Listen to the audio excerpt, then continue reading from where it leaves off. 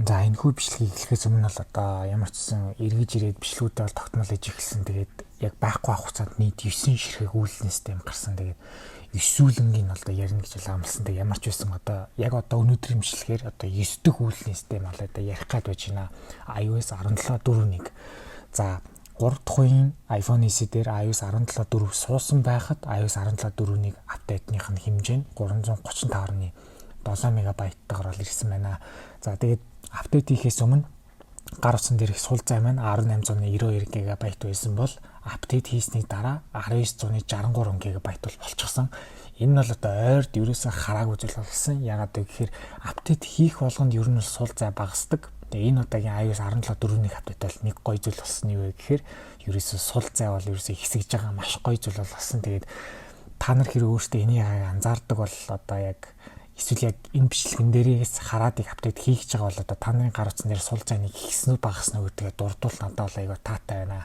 За тэгээд ямар ч байсан энэ үйлдлийн системийн код нь болохоор 21E236 таагаар бол гарсан. За тэгээд бас нэг сонин зүйл болсон нь юу вэ гэхээр iOS 17.4-ийг 21E236 таагаар гарсан.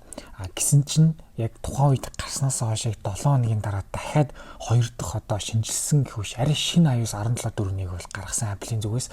Тэр нь болохоор үйлдлийн системийн код нь 21E237 таагаар бол гарсан. Гэхдээ яг энэ яг 2 дахь гарсан iOS 17.4-ийг зөвхөн компьютероор бол апдейт хийж бол суулгах боломжтой. Гар утснаас бол дангаар нь бол суулгах боломжгүй байгаа. Тэгээд яг хоорондоо ямар ялгаатай юм гэхээр ерөөсөө ямар ч ялгаагүй яг л адилхан үйлдлийн систем. Гэхдээ Apple яагаад ингэж 2 дахь гаргасныг бол хинж мэдэхгүй байгаа. Тэгээд ямар ч байсан одоо компьютероор суулгахыг бол та нар одоо шинийг суулгаж болно. За гар утсаараа гэвэл та нар өмнөх хувилбар буюу 21E236 даг бас суулгаж болно. За тэгээд өнөөдрийн байдлаар яг суулгах боломжтой үйлдлийн системүүд гэвэл ерөөс яг энэ хоёр л байгаа. iOS 17.4 лөө бол одоо буцаж downgrade хийх бол боломжгүй. iOS 17.4-ийг энэ аль нэг сонгож байгаад бол суулгах боломжтой байгаа. Бас одоо мэдээлэл аюулгүй байдлын кодны сайжруулалт болсон iOS 17.4-ийг за Apple-ийн сайт руу ороод хэрвээ та бүхэн харах юм бол Core Media гэдэг хэсгээр орсон байна. WebRTC гэдэг хэсгээр орсон байна. За тэгэл болоо. Ерөөсөө маш цомхон апдейт гарсан. Мэдээж хэрэг үйлдлийн систем болгон дээр бенчмарк оноог нь бол яриад явж байгаа. За CPU хэсгийн хувьд болохоор одоо single core score нь 2106, multi core score нь 5487 болон авсан. Харин GPU хэсгийн хувьд болохоор 21646 бол авсан. Намайг үздэг хүмүүстээ зориулж Discord сервер бол нээсэн. Тэгснээрээ та нар хоорондоо юм бичих боломжтой болсон байгаа. Тэгээ би энтэйгээ гоё нээлттэй бол харилцаж байгаарай.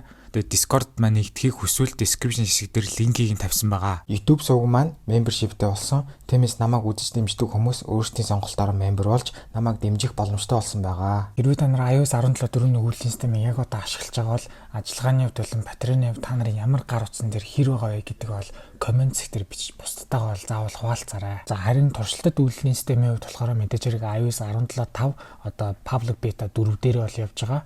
За тэгээд яг одоо яг 1-3 хоногийн дараа одоо iOS 17.5 RC хувилбар нь гарна, release candidate хувилбар нь гарна. За тэгээд тэрнээсээ 7 хоногийн дараа аль биесээр олонний засагдах хувилбар нь iOS 17.5 бол гарна.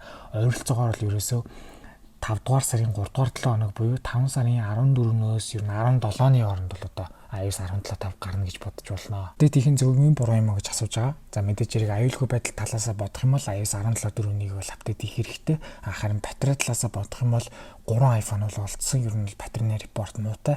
Энгийн iPhone 11, энгийн iPhone 12, за тэгээд энгийн iPhone 15 загварууд дээр iOS 17.4-ийг бол өмнөхөөс арай хурдан одоо цэнийг нь бол дуусчихна гэсэн репортыг бол миний хувьд бол олсон.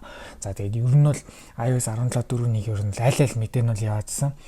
Сайн ч байна, муу ч байна, сайн ч байна, муу ч байна гэдэг мэдээнүүд бол явсан. Гэхдээ яг хуу дийлэнхтэй боيو нэг 60-70% дээр нь бол батарей нь бол муу байна гэсэн бол репортууд явсан. Даанч тэр репортууд яг аль iPhone дээр гэдэг бол дуртаагүй жоохон харамсалтай байсан.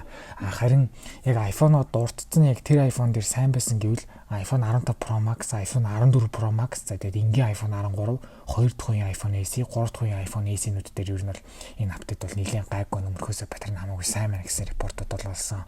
За тэгээд нин ялангуяа iPhone 15 болон iPhone 13 дээр бол бараг iOS 17-1-ээс хойш хамгийн сайн одоо батарейны үзүүлж байгаа бол одоо үйлдлийн систем бол таарж байгаа мөлий энэ хөө iOS 17.4-ний хувьд.